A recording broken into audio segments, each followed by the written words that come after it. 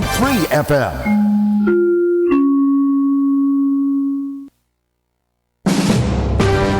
NBC News Radio, I'm Brian Shook. The rhetoric between Iran and America is heating up, with Secretary of State Mike Pompeo issuing a warning about the consequences of attacking the U.S. or its interests.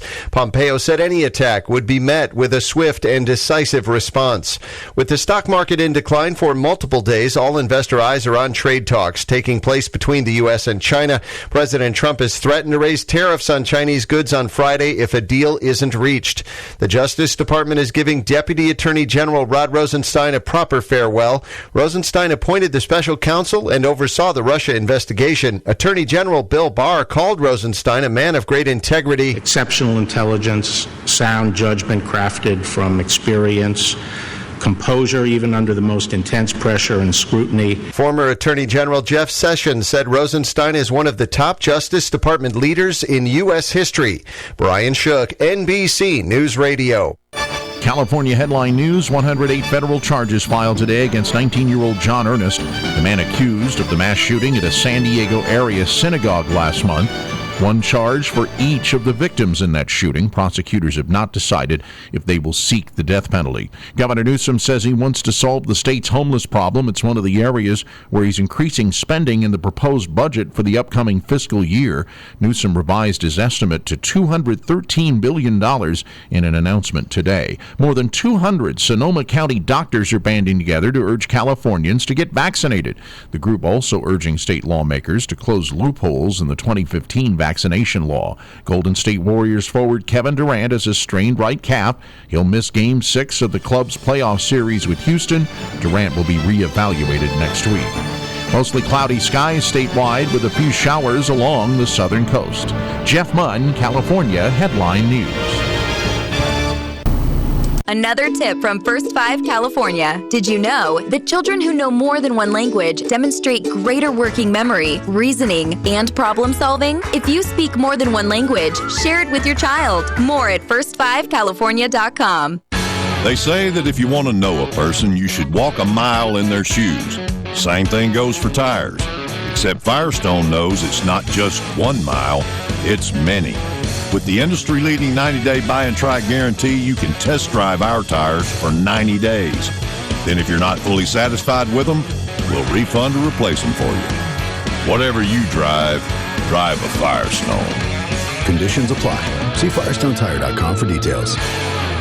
Change happens when you choose it. You can choose treatment and change your addiction to opioids. Medication-assisted treatment, or MAT, is a proven treatment for opioid addiction that significantly reduces the rate of relapse. Learn more at choosemat.org and choose Change California. I always hear from our clients who hired another firm that they wish they'd hired DNA Financial first. Don't have regrets about your IRS tax case. Just hire the best in the first place. One owed $150,000 to the IRS and had spent thousands on another firm. We stopped the levies, negotiated a payment plan, and had their penalties forgiven. And while every case is different, we guarantee that we'll find your perfect resolution and get it done right. For a free consultation, call us at 866-201-0156. That's 866-201-0156. Then you can say, DNA did right by me. I'm finally getting my abs back thanks to TC1 Gel. I gained some inches around the belly last year, and the holidays didn't help either. But then I discovered TC1 Gel, and now 2019 is the year of my abs returning. TC1 Gel is a thermogenic gel that you rub on your waist 15 minutes before exercising. Then simply put on the TC1 sweat belt and start your workout. You'll sweat like crazy and feel the burn. It focuses on boosting circulation, increasing perspiration, activates body heat, reduces muscle fatigue, and burns off more calories. Get your TC1 Gel now. Go to tc1gel.com and use the code RADIO30 for a 30% discount on this amazing product. Again, RADIO30 is a code for 30% off the regular low price of TC1 Gel. You can also go to www.tc followed by the numeral 1 gel.com. That's TC number 1 gel.com. TC1gel.com. Get rid of a few inches and get your abs back with TC1 Gel. Also, follow them on Instagram, handle TC1Gel. Hey guys, this is Andrew Caravella. Just wanted to let you know that KCAA has a new listener line for all of you that have a phone. Now you can listen to KCAA in the grocery store, in the doctor's office, or when you want to pretend you're on the phone with someone just so that creeper will leave you alone. Call 720-835-3099 today and listen to your favorite KCAA radio shows. That number again, 720-835-3099. KCAA Radio, the station that leaves no caller or listener behind. KCAA.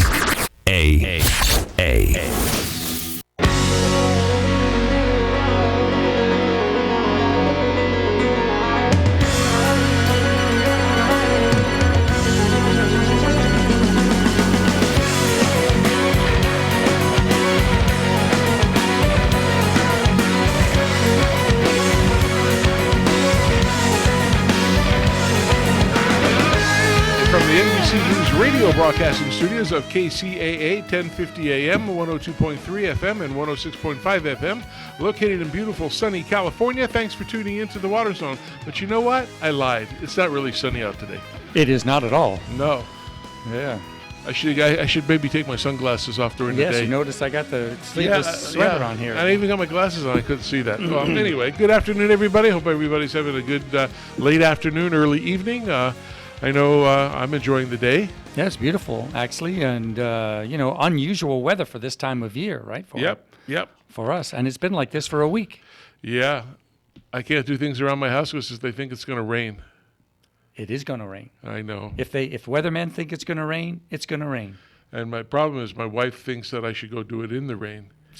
I tried to stall. I said, but you want me to go out there with electric devices, and I don't want to get electrocuted. But maybe that's what she wants. I don't know. She upped my insurance, so that could be it. So how was the past week? Anything happened significant for you in the past 7 days? No. I think there's a twinkle in your eye there, and you may be. I'll let you have that. For all of our listeners and guests here, I'm proud to announce that last Saturday, our co-host here, Mr. Rob Starr, was formally inducted into the Green Industry Hall of Fame, the prestigious class of Thank you very much. 2019. So a lot of a handshake and. Congratulations, Hardy. Congratulations to Rob for that. And your speech was awesome. I appreciate that. But what really touched me was you and Mike Barron's introduction. On the introduction. Yes. I sincerely appreciated that. Yes. That was very good. I enjoyed that. I hope we didn't reveal too much about your past. No. Yeah. No. I had to look humble. All right, but anyway, congratulations. I could have came there in snake pants and you could have, did that thing, yeah. but I heels, a wig on, lots of hair. No, that's Alice Cooper. Yeah. No, but I enjoyed it. I thought it was. I sincerely appreciated that people of the industry would recognize me. It cost me a hell of a lot of money for that, but anyway, no, just kidding. It was great. There were 120 or so.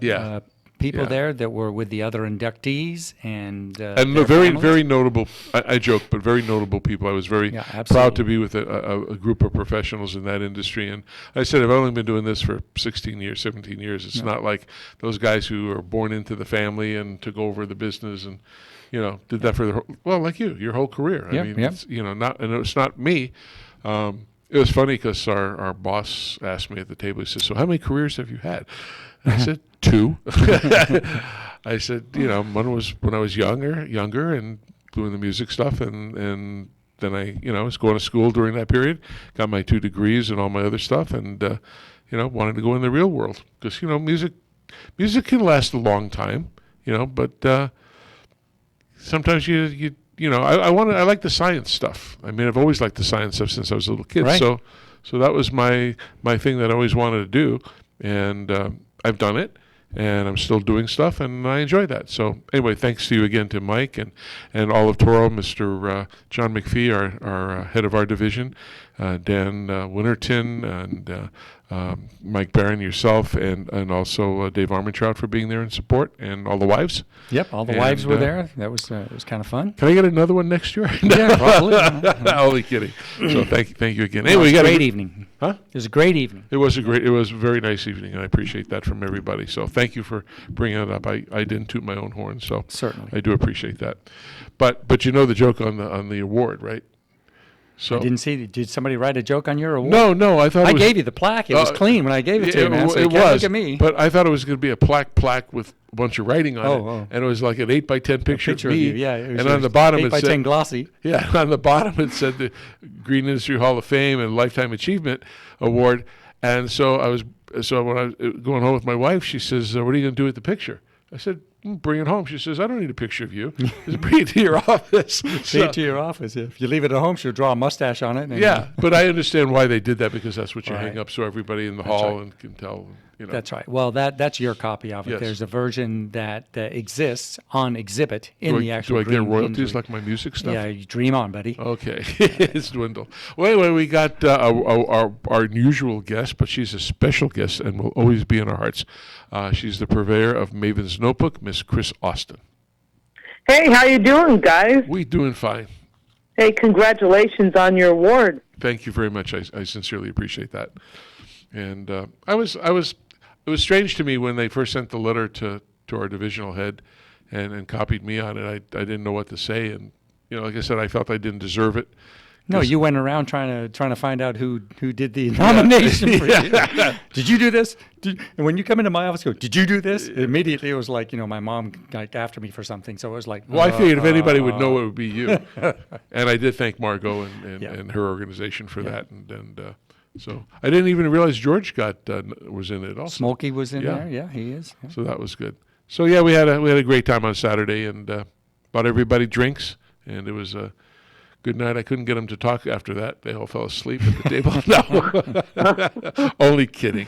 So what's our wonderful governor doing about this water tax? Yes. Oh boy, but I'm up here at the Aqua Convention, the Association of California Water Agencies Convention, which is this week in Monterey. I just sort of wrapped up my attendance there. It's pretty much over. But, I'll tell you who's fired up about this water tax. It's those water agencies. Yep. They are really against this tax. And we had the Secretary of Natural Resources, Wade Crowfoot, as the luncheon speaker. And when they got to the question and answer period, there were people really hammering him about this water tax. We had him on the show a long time ago when he was the advisor to Jerry Brown, and we sent him Ingy Bisconer sent him an invitation to come on our show as well. So hopefully he'll do that. Yes, he's a really he's a great guy. Easy absolutely. To talk to, a straight shooter. But yeah, we really need to find a way to clean up water, this contaminated water in these small Central Valley towns, and we need to find a way to fund that. That's kind of some type of funding stream that doesn't go away. And you can't count on general fund appropriations, and bond funding can't be used for O&M, operations and maintenance costs. How about the train to nowhere money? How about the train to nowhere money that we're spending? Yeah. Well, I don't know what they're going to do about that. But the thing is that on the train to nowhere, the one thing we have to remember is that we, the voters, approved that money. So we, the voters, have to be the ones to unapprove it. The state, the governor, cannot just unilaterally ignore the will of the voters. No, but that was presented way back when the money for the allocation was a whole lot less than what it is today. and what they spend there. But again, it has to be taken to the voters to undo that, because that's what us voters voted for. Yeah. And that's kind of a long way to go. Yeah. But I don't know what's going to happen to that high-speed rail. The sad thing is they've already torn up a bunch of, some of those Central Valley towns. I think it's Fresno has a huge cement monolithic structure there. I can't imagine what they're going to do, but it's not looking good. I don't understand why they don't build a high-speed rail from like Stockton to the Bay Area and connect it into Amtrak. But this is high-speed rail. This isn't water. So back up. No. We'll back up. I'm sorry. Well, we asked where the money's going to come from, and there's plenty of places where California is spending money. That was my only point. But going back to this tax, everybody's in uproar about that. Yeah, well, I'll tell you what's interesting is Colorado is trying to figure out how they're going to pay for their water plan development, and so they have a bill going to the voters in the next election that set up sports betting and use the profits to pay for water projects. So now we're having some out of the box thinking in Colorado now. So there you go. But back here, we're trying to figure out. The water agencies are really against the water tax for a lot of reasons. They don't want to collect it. They don't. They feel that once the state starts taxing water in this way, that it's going to open the door for more taxes to come on to the people's water bills. Some of the water agencies have billing systems that would be very expensive to retrofit to put in this tax. So they're very against that. And they're pushing this idea of having some type of fund. And I haven't quite locked in on where the funding would come for this clean drinking water fund legislation. I haven't really dug into it that much. I guess there's two or three other bills regarding this that are floating around and kind of going in and out of committee. And I think also the governor has a budget trailer bill. And the budget trailer bills are really kind of unpopular because there's no public process with the budget trailer bill. It's sort of just tacked on to the budget, and the legislature has to approve it, and off it goes. The way to work through this kind of a controversial issue is to put it to a public process and have the bill go through the legislative process and the intention that it's meant to, where it goes to committees, and in the committees, the public and the water agencies and the other stakeholders. And there are clean drinking water advocates that are very active on this. And they can all come in front of the committee and argue their points and give their input, and the committees vote on it, and then it goes to the floor. So, that's the way that things should be done, really not budget trailer bills, especially if it's controversial. But, well, I agree with you. And I'm not trying to be negative here, but you remember the gas tax thing that they just voted on, and the way it was written, a lot of people didn't understand it. And now we still have the gas tax. Yeah, and and when things are kind of vague, that leaves a lot of room open for interpretation. Yep.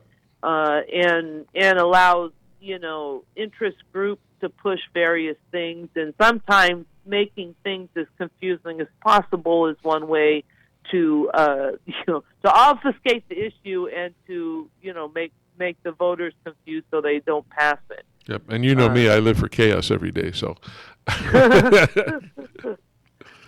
Chaos, yeah. Oh, and we've had it was a busy week last week. We had the announcement of the new water resilience plan, and now we're back to the beginning on the Delta tunnel. So we'll see if tunnel, if it will happen or not. I don't know. We're straight back to the drawing board. Yep. Yeah, we spent like 10 years planning the last tunnel, the project that just died. So, I don't know. I don't have much hope that Newsom's going to get it done on his watch. But the idea that they're promoting is that, for one thing, this type of delta conveyance would be part of a broader plan that would include, more local generation of water, more water recycling, stormwater capture, etc., as part of a broader plan. And the other factor that they're stressing is that they're going to collaborate more. They're going to talk more to the Delta community. And one of the things that the director of the Department of Water Resources told me is that they're going to do more of the engineering design before they go to the environmental review process so that they can have better answers, because they hadn't done much of the design. So when interest groups would ask about the impacts of the project, they didn't really have good answers. So, we'll see what happens. But the hard part, I think, about collaboration with the people in the deltas, I don't think that I don't see them liking any type of isolated conveyance. Isolated conveyance meaning it's not going through the channels, the natural leveed channels of the delta. Well, they're not natural, excuse me. Right. The leveed channels of the delta, but instead, like having maybe back in the 80s, it was a canal that was going to take the water north of the delta and skirt it around the delta and deliver it to the pumps in the south. And then it turned into a tunnel. And so this project's been around for a while, and it's going to be around for a lot longer. We'll see what happens.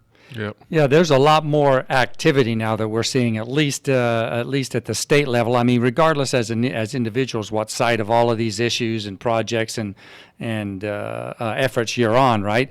Do you attribute the activity that we're seeing now on water issues to the new governor, or new politics, or to a reversal of fortune on the the drought situation? I mean, we've gone from drought now to being out of drought, and in fact, I just saw on your site a report that only 2% of the nation is in drought circumstance. Oh, yeah. Well, we've had all this flooding in the Midwest. I think it's still flooding in a lot of places. Yep. Not very much drought around. Yeah, I think it's a new administration. It's bringing in, a fresh perspective and new people, younger people. The chair of the state water board spoke at a breakfast I did not attend, but one of the things he said is that he's one of the millennials, and so we're starting to get younger people involved, and so that's good. I also think there's a lot of stuff going on because of the federal stuff coming from Washington. There's sort of a bit of a federal-state water war going on here. The Trump administration is wanting to come in, and they want to change the rules, and they want to. They're saying they want to incorporate new science, and there has been a lot of new science. But what it's signaling is, they want to make some changes to the way water is allocated between the state and the federal projects. They want more pumping out of the delta. They want to relax restrictions. The feds may not comply with the state water board water quality standards. They haven't really indicated what they're going to do. So on that, they've sued, so I guess that tells you what they're going to do. So there's a lot of things going on. I think water is still going to be very active, especially as we see, how the federal-state issue plays out, and what happens with this new administration. So what you're really saying, if you're an attorney who's studying water law, you're going to make a lot of money in the next 10 to 15 years. Oh, yeah, but, water lawyers and hydrologists, groundwater guys, your groundwater girls and guys, you're all, going to have lots of work. There's no doubt about it. Sure, No doubt. pretty much any environmental discipline is probably got a rosy future, right? Well, I hope so. One of the nervous things for me is that a lot of the environmental work hasn't in the past, good part of it been funded by federal agencies, the EPA in particular, but they have, Trump has rolled back a lot of things in the EPA, a lot of programs. He actually cut out completely the whole Great Lakes restoration program, which has been, 6 states and Canada working to clean up the Great Lakes, which they need this program. Like, remember, Toledo, Ohio lost their drinking water for a couple days because they had an algae bloom in Lake Erie, and they couldn't take their drinking water out of it. So, I mean, these are very serious problems. And he's, been slashing these programs, including, the Bay Delta, what the feds put into the Bay Delta. And when you pull that money out, that's affecting science, Right. And you roll back regulations, we'll see. We need scientists, and we need to be working on climate change and adaptation in a number of things. But without federal funding, I'm not sure how far we'll be able to go. Right. I see another observation, and maybe you can add some credence to this, or at least correct me if my observation is wrong. But you mentioned a little earlier about the advent of many younger people coming into influential positions, not just in California, but I see that also in other states, Chris.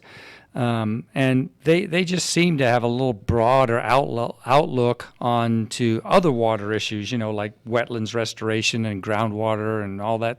Just a broader view. Do you agree with that? Do you see that, or am I reading something into it? No, I think that it's good. It's healthy. They do have a broader perspective. They're less, in some cases, for lack of a better word, less jaded. And one of the things that seems to happen in water and environmental issues is that people who have been working in them for a while tend to get very entrenched in their views and in their positions. And it's sometimes hard for some to turn around and change the way they think about something. But the young people come in and they have this fresh perspective, and they also have this energy, and this optimism that maybe they can make something happen. Yeah, I see. I think that was my point, right? I mean, as a person in the industry here that voraciously reads to keep up on all the issues, I just see an engagement, I think, from a level of folks that are of a younger guys than Rob and I here, and it just it's encouraging to see. Wait a minute. Are you saying I'm old? Well, my youngest son took a AP Environmental Science class, and it was, one of those classes. It was his best class he ever took, he says, and it was one of those things that just fired him up and got him off to college, and now he wants to pursue engineering or biology or something. But he really wants to do something to help out the future because he sees the things that are happening, and so he's wants to do something. So it's great to see these young people fired up and coming in and working on these critical issues and getting involved. Yep.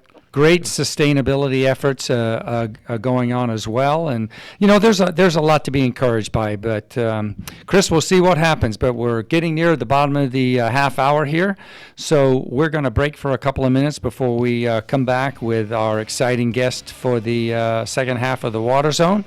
And we'll talk to you next week. Chris, thanks again for joining. Anybody who wants to learn more about what's going on in water news in California, go to mavensnotebook.com.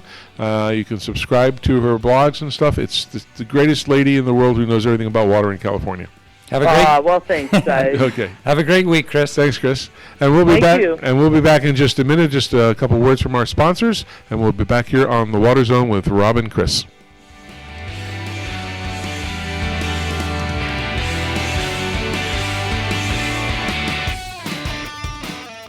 If you knew there was a pipe cement that works better than the one you're currently using, is better for you and the environment, and costs the same or less, would you buy it? Oh, no-brainer, right? Weldon, the trusted leader in solvent cements for over 60 years, is pleased to introduce a new line of solvent cements that does all that. Introducing the Eco Series line of solvent cements for PVC piping systems. Not only does it work great and set fast, it also has 30% lower solvent emissions and less smelly fumes, a better workplace environment when you're installing pipes. But don't just take our word for it. EcoSeries products are the only solvent cements that are Green Seal certified for environmental innovation for effective performance, improved working conditions, and for use with potable water. Now available in a medium-bodied fast-setting blue formula 905 Eco and a regular-bodied fast-setting clear formula 900 Eco. Pick up a can today from your local distributor and see, smell, and feel the difference, just like Joe Sweat, president of Sunrise Irrigation, did. He said, after using Weldon's 905 Eco, we immediately noticed the application was smooth and there was noticeably less odor than other blue solvent cements on the market. The guys love it.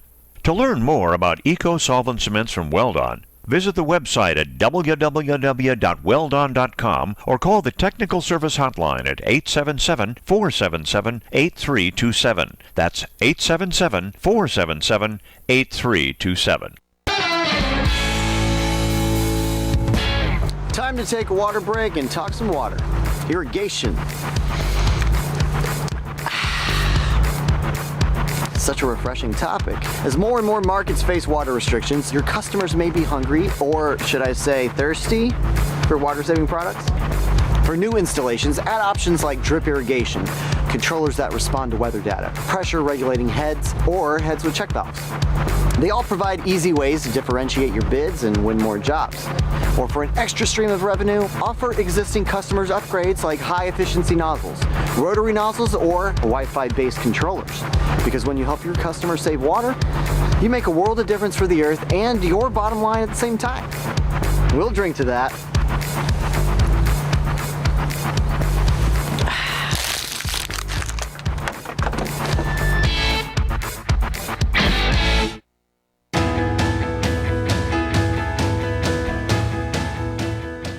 The Water Zone, and we have a very special guest, and I'm very excited to have him on the show.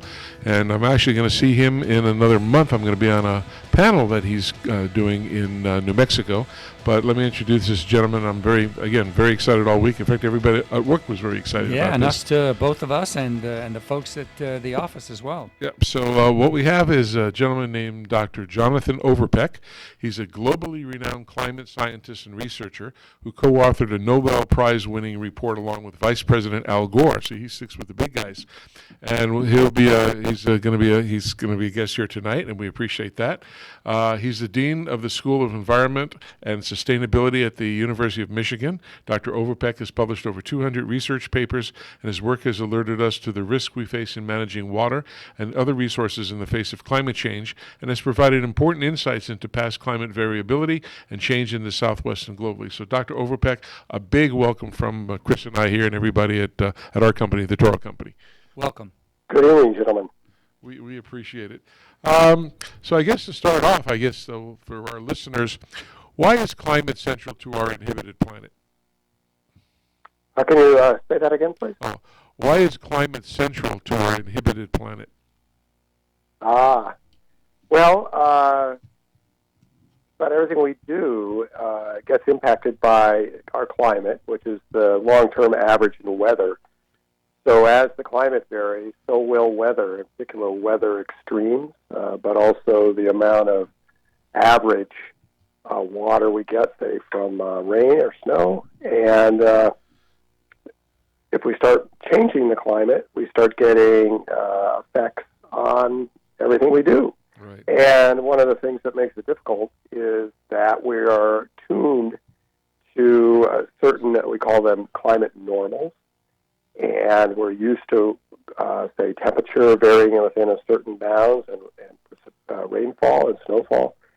So when things start to change, they get less predictable, and that causes more problems with everything we do. In a sense, an economist, Bill Nordhaus, who won the Nobel Prize in Economics working on the economic impacts of climate change, he sort of at one point said it turns our smart farmers, who really know what they're doing, into less smart farmers because they can no longer anticipate the climate or the weather that's coming in the next season, and they start makes it more difficult to figure out when to grow, when to harvest, when to do other things that are essential to optimizing your return on investment. Right. So the variability of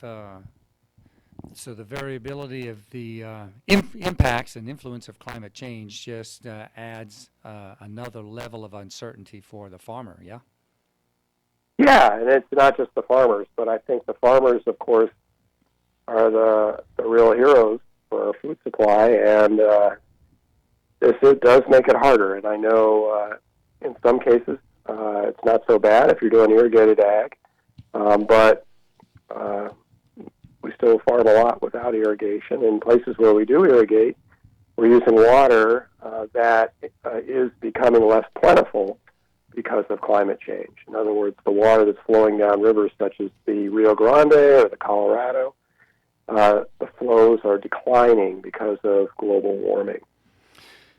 Hey, Jonathan, would you mind, I'm reading the bio that Rob provided for us here and the content for the discussion tonight, but would you mind telling our listeners, I get several of them here in texts and stuff, kind of they're interested in what got you into this industry in the first place and into the line of work that you've been doing, and sort of a little bit more about your background over the last 20 years or so? Yeah, I'd be happy to. One thing I'll clarify is that I've never even met Al Gore. Us either. When the Nobel Prize, the Nobel Peace Prize, went to the Intergovernmental Panel on Climate Change, which is a big effort organized by the World Meteorological Organization and the UN, which provides climate information to the policymakers of the 196 countries of the world. So they set this Intergovernmental Panel on Climate Change up to do these assessments, and that's what I worked on that shared the Nobel Prize with Al Gore for his separate but nonetheless enlightening work. I got into this as a geologist, a second-generation geologist. Thought I was going to be in essentially, we call it hard rock mining. Spent some time early in my career actually walking claims and helping drill for samples that would tell us what's underground in terms of copper and nickel. And turned out I worked on what has become the largest platinum mine in the United States. But then when I went to grad school, I discovered this new field of paleoclimatology, studying ancient climates. And that worked for me because I was interested in history and I was interested in geology, and it combined the two. And I was in at the ground level, and that was back at the same time in the early 80s when climate change as a subject was really getting going. So I was in at the ground level and got really excited about it because it was more or less like CSI Earth science, trying to figure out, for example, what happened to the dinosaurs, right? Why we had glaciations and then interglacials, and why we had these huge shifts in water supply on timescales of thousands and millions of years. And that was all real exciting and academic for a while, and then I stumbled on a job at NASA where I was working in the lab run by a guy named Jim Hansen. And he's the one who, in '88, really hot summer, no longer that hot, but back then it sure was. And we've eclipsed it many times since then. There's a new bar now. And to clarify, that's not the same Hansen, the Jim Hansen who did the Muppets. No, No, different Jim Hansen. Yeah. But this guy, he did testify, and I think Al Gore was on the Senate panel that he testified to, and he was the first guy, this Jim Hansen, that said, climate change is happening. And so I was lucky to be in his laboratory with a bunch of others, and we're all old-timers now, but that really got me more interested in this as not just an academic subject, but as one that really matters to people. Right. So that's a short history. I worked in the government for some time, setting up a climate program there. Then I worked at the University of Colorado, and then really the longest at the University of Arizona before I moved here, and I've been at Michigan for 2 years. Oh. So the question that a lot of people always ask, why do you suppose there's a large section of the population that doesn't believe in real severe climate change? Yeah, the poll numbers suggest now that over 70% do understand that climate change is occurring, and it's occurring primarily because of human interference with the climate system, burning greenhouse gas, burning fossil fuel and emitting greenhouse gases like carbon dioxide and methane. So 70%, we're up to that number. But there's still 30% that don't. Some of them are just unsure. And then there's some that are just like, hell no, there's no such thing as climate change. My own hypothesis, it's informed by a lot of scientific studies now, looking into why are they skeptical of climate change or of vaccines or of evolution, is that, the world views are aligned with forces, either religious or corporate, that don't want you to believe it. And in the case of climate change, the oil industry spends, and the coal industry before, spends enormous amounts of money trying to ensure that there's public is confused. And they put a lot of money into some of the politicians. Right. And those politicians espouse the same misinformation and lack of understanding. And that sort of keeps people thinking, it's on, one TV channel, maybe there's got a lot of this denial stuff in some radio shows. And so those people watch those media outlets, and it just reinforces their misunderstanding. I always believe my famous saying is, "In God we trust, all others bring data." And as an engineer myself, I mean, that's what I go by. Show me the proof. I want to see the data. Right. Well, that's exactly what we got a few months ago when we had this discussion on climate change, and many people, as you say, Jonathan, that don't believe in climate change or believe that climate change is happening, but aren't willing to attest, or for lack of a better word, blame it on human influence. Yeah. Exactly. And then the next stage, it's very interesting when you start looking at the stages of skepticism or denial. They're pretty similar to what went on back in the day with tobacco. Yeah. So after they're saying, hey, it's changing, but we're not doing it, and when they realize, hey, we are doing it, then we don't know enough about it to act, and then we can't afford to act. And so these different stages. So we're getting to the late stages of denial now, it appears. But nonetheless, there's a strong funding of politicians who right now run the White House and the Senate, who don't want any action on climate change, and that'll keep federal action from occurring. But there are a lot of action in the states. They're making up for that, California, but there are 20 states that are really active now fighting climate change, and there are even more that are quite active in pursuing more renewable energy.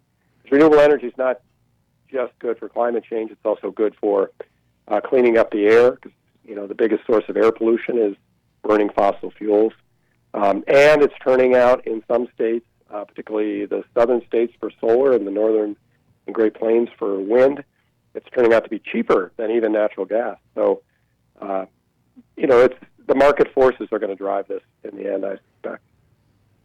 Yeah, for our purpose here on the show, we want to just bring visibility to all kinds of water issues, including climate change as a rather large, broad subject. But a lot of people, I think, as they learn more and they see TV shows and they read articles, they learn how what a broad effect climate change has on everything that affects our daily lives, right? I mean, the farmers and how we grow, the effect on our ecosystems, on natural resources that we have, on sea level change, on drought, on all kinds of different things. So, the more and more exposure that this subject gets, the more and more people get interested.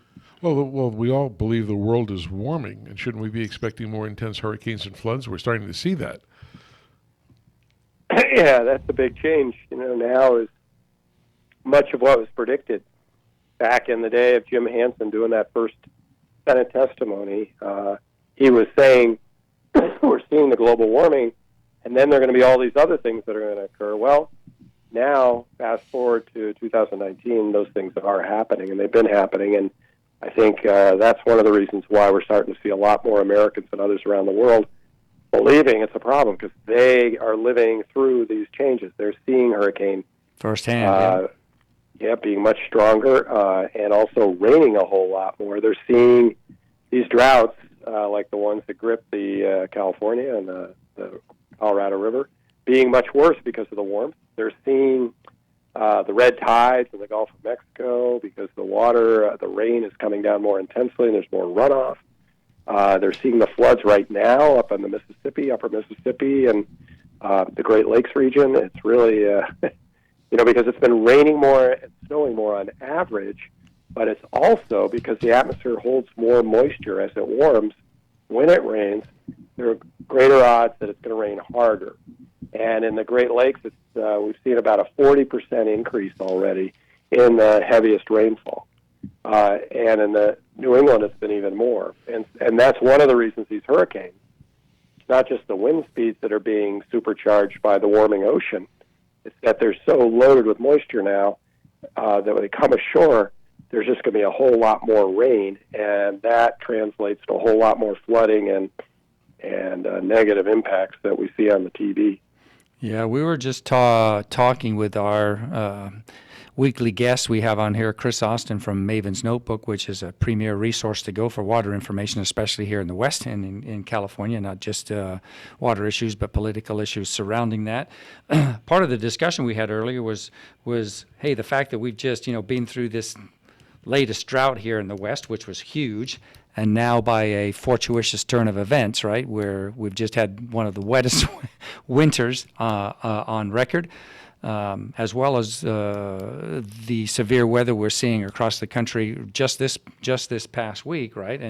And inevitably, people are starting to think, well, that's the end of drought as we know it, right? But I'm not sure we can count our chickens so fast.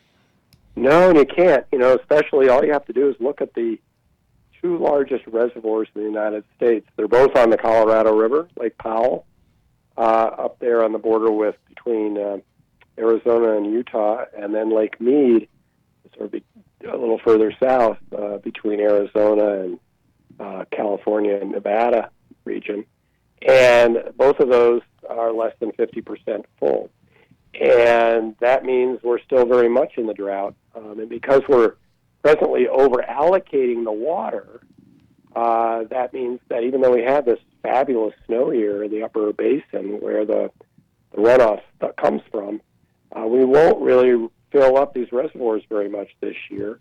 You'd need a run of like 10 years or more years this wet to do the job, and the odds are pretty low that that's going to happen. Since 1999, when the drought began, it moved around. It wasn't always in California. It was sometimes more out to the east of the Southwest. Sure. But since that drought began, the runoff or the river flows in the Colorado have declined by 19%. And if you go back further in time to the 1920s, there's been a steady decrease over that whole time, even though precipitation or rainfall and snowfall hasn't changed. It's been flat. There's been all this warming, and that's the cause of this big decline in river flow. So I bet you, if you had to bet, we're still in the drought, and it's just headed towards more of a aridification than an end of it's not the kind of drought we used to have that'll just end. From your point of view, then, Jonathan, what do you foresee, right, for the future here? Do you foresee worsening conditions? Yeah, pretty much guaranteed. Unless we slow and stop the emissions of greenhouse gases, mainly from the burning of fossil fuel, we're going to get less and less water flowing in our rivers on average. And we'll see that in California. We'll see that in the interior Southwest. We'll see that, over to New Mexico and the Rio Grande.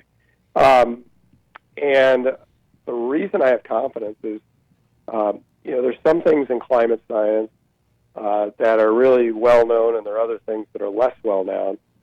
And the fact that greenhouse gases increasing the atmosphere cause warming is one of those things we know really well, like as well as anything in science. And the reason we know that is because there's really simple physics that says that should happen.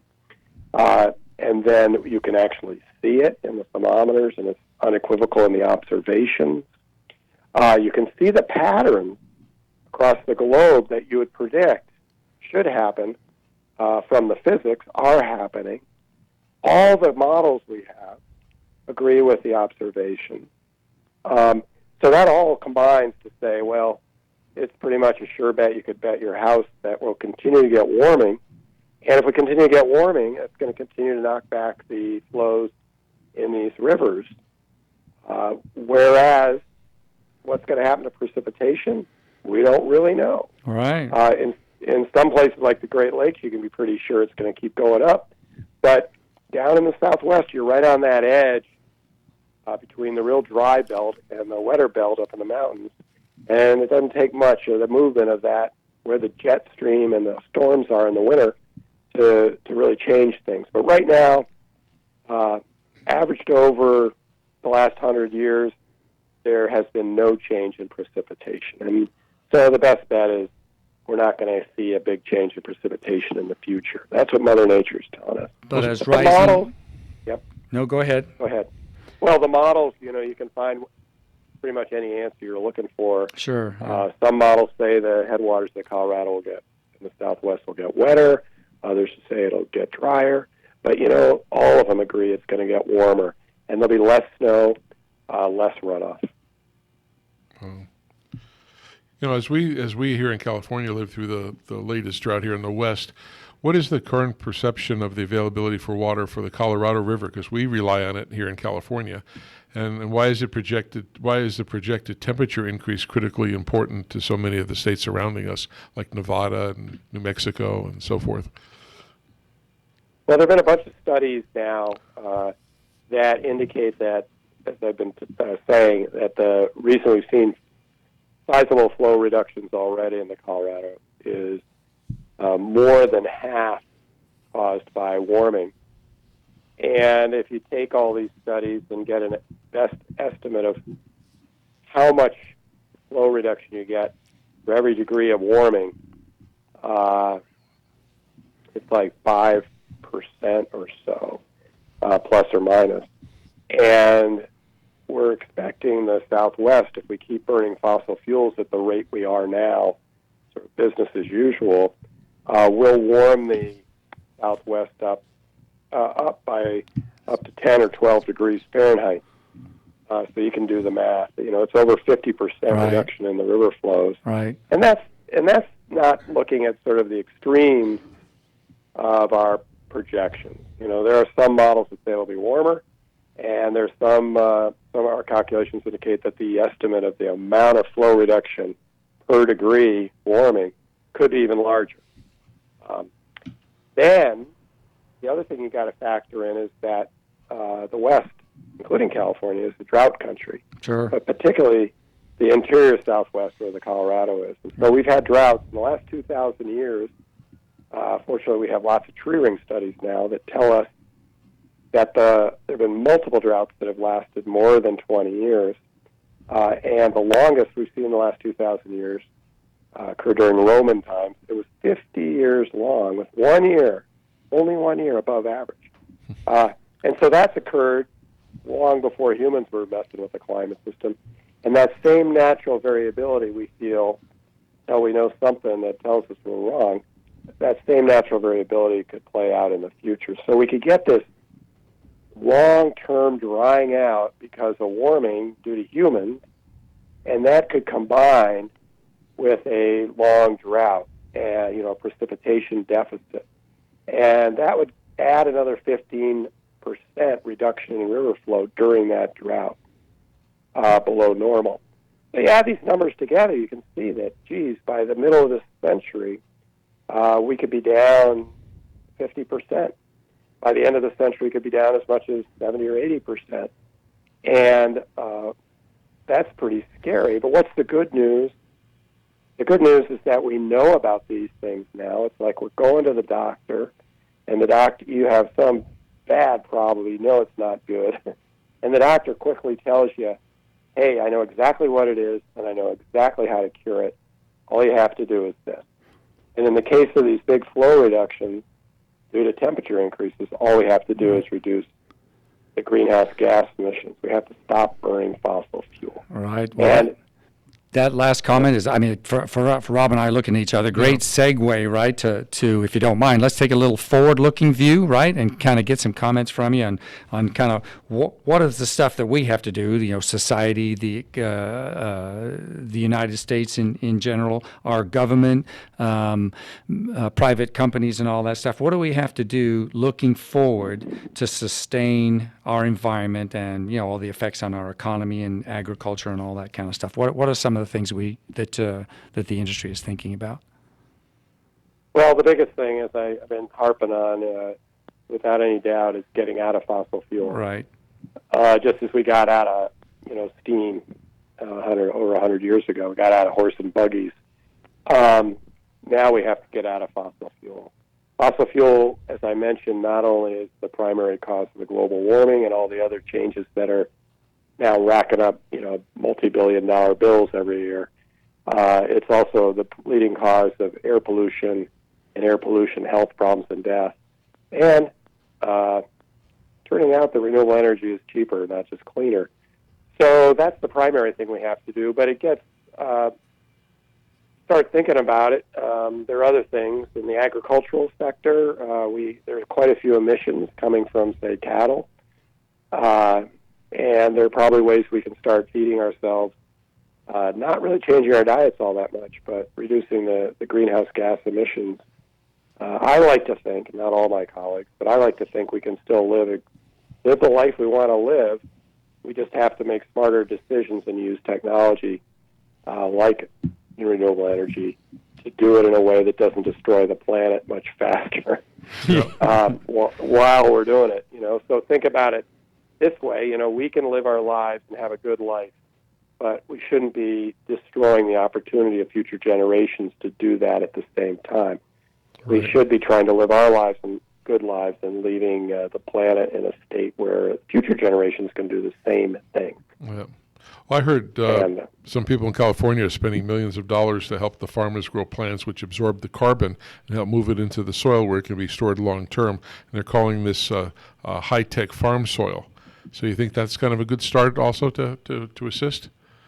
Absolutely. There are ways that farming can be much more carbon friendly, and we're kind of just learning how to do that cost-effective ways. And that's one great thing about some of our universities, that the land-grant universities with a lot of focus on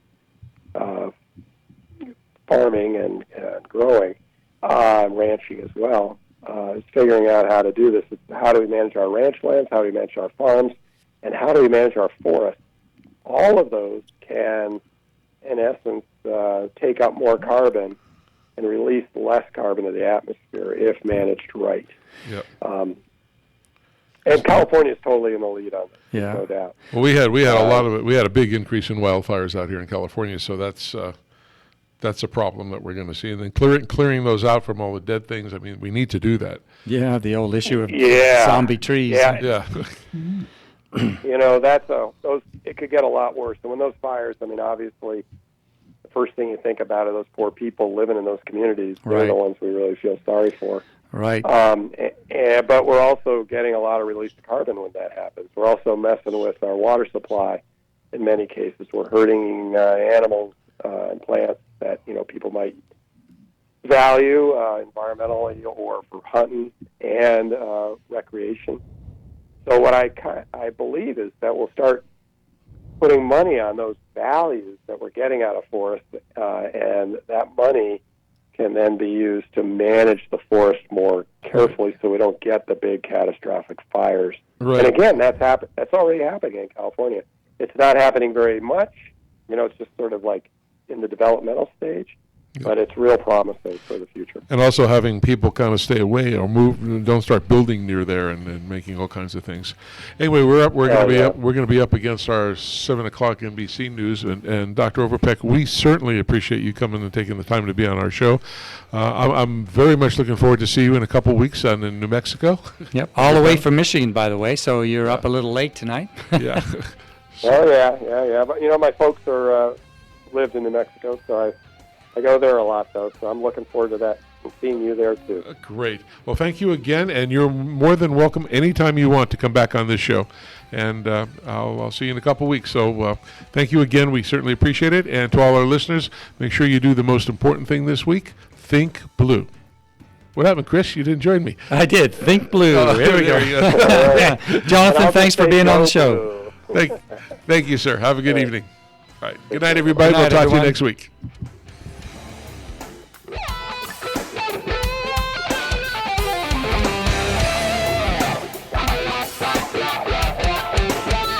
KCAA Loma Linda, 1050 AM, 106.5 FM, and now 102.3 FM.